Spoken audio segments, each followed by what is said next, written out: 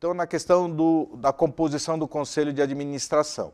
Então, essa é uma característica que estamos vendo nos últimos anos, já comentamos também, é a questão de aumentar o número de conselheiros independentes. E como eu disse, muitas vezes acima até do percentual mínimo exigido pelos níveis diferenciados de governança, que é o Novo Mercado, nível 1 e nível 2 da B3. E aí, obviamente, o que está havendo é uma substituição do conselheiro externo, que não é executivo, mas não é independente, pelo conselheiro independente. E aí um dos grandes motivos que nós temos visto é, pressão de investidor, não é? 2, é a questão de você ter uma maior diversificação no conselho, com skills diferenciados, aí já falamos anteriormente sobre a questão de capital humano, sobre ESG, sobre tecnologia, sobre inovação. Então, as empresas têm procurado conselheiros independentes com esse perfil para fazer parte, né, desse conselho e ajudá-lo nas suas responsabilidades de deliberação. Então, por isso que tem sido essa característica de crescimento dos conselheiros independentes também. Então, falando um pouco sobre o Comitê de Auditoria, como eu falei anteriormente, ele tem crescido ano a ano, e vocês veem hoje que são 209 empresas das 280 que possuem o Comitê de Auditoria, até pelas circunstâncias que eu comentei anteriormente, por questão de regulação, por questão de pressão dos investidores.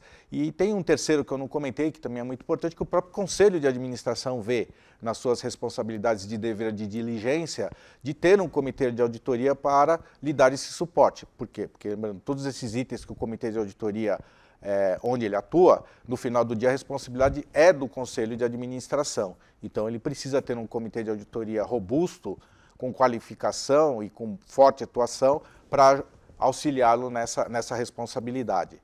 Vale a pena também citar, de novo em linha com o que eu falei sobre a questão de capital humano, tem crescido também nos últimos anos as empresas que têm um comitê de recursos humanos, empresas que têm o comitê de remuneração, né, que vocês veem um pouco abaixo, empresas que têm o comitê de governança corporativa.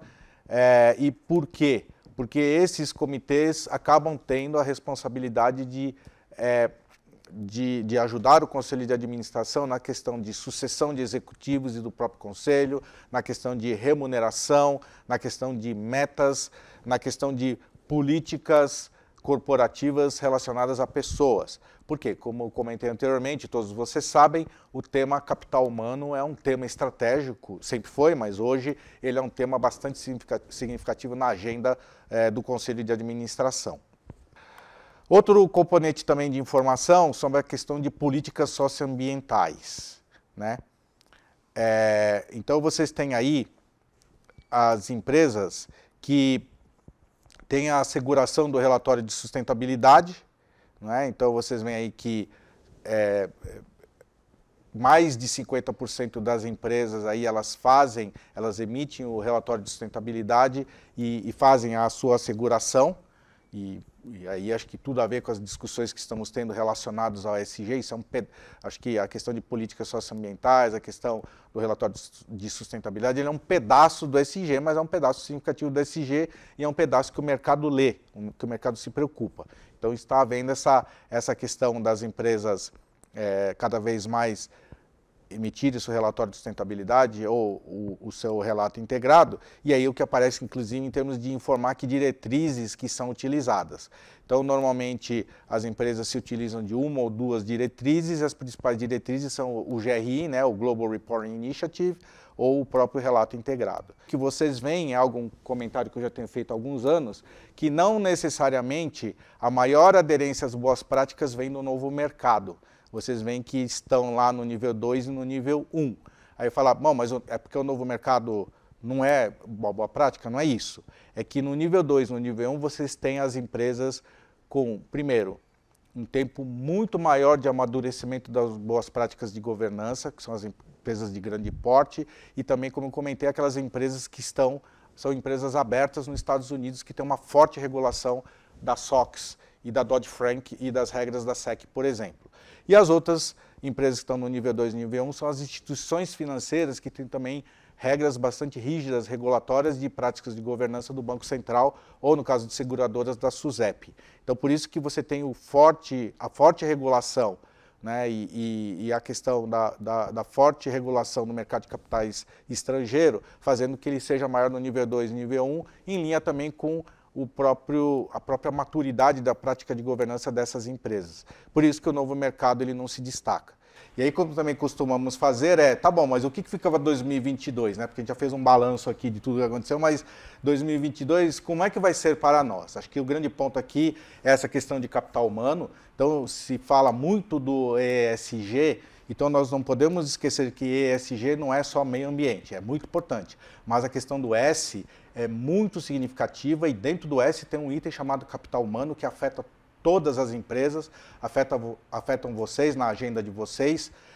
A Fernanda estava comentando essa semana sobre um termo, né, que hoje existe no exterior, que é o Big Quit, né, Fernanda?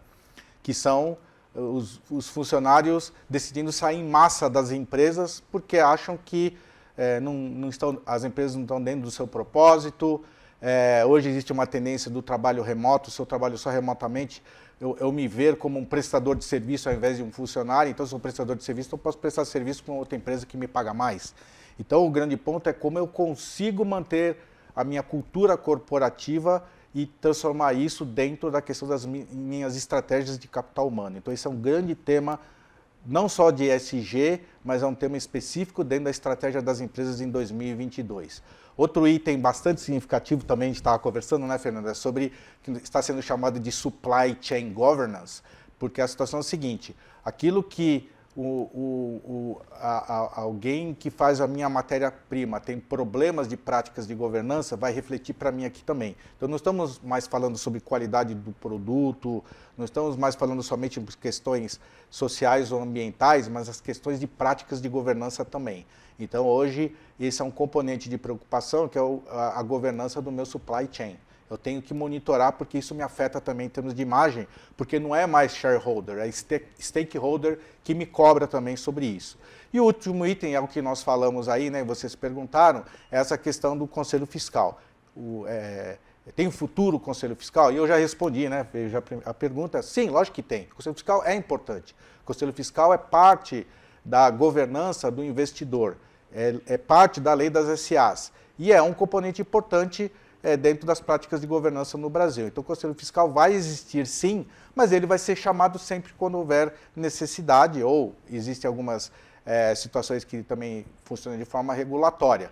Mas o ponto ele é importante sim, e como eu disse a vocês, é que nos IPOs, se as práticas de governança que foram sugeridas ou trazidas pelas empresas não funcionarem ou na prática não existirem, eu tenho certeza que o Conselho Fiscal em algum momento vai ser chamado para fazer essa fiscalização.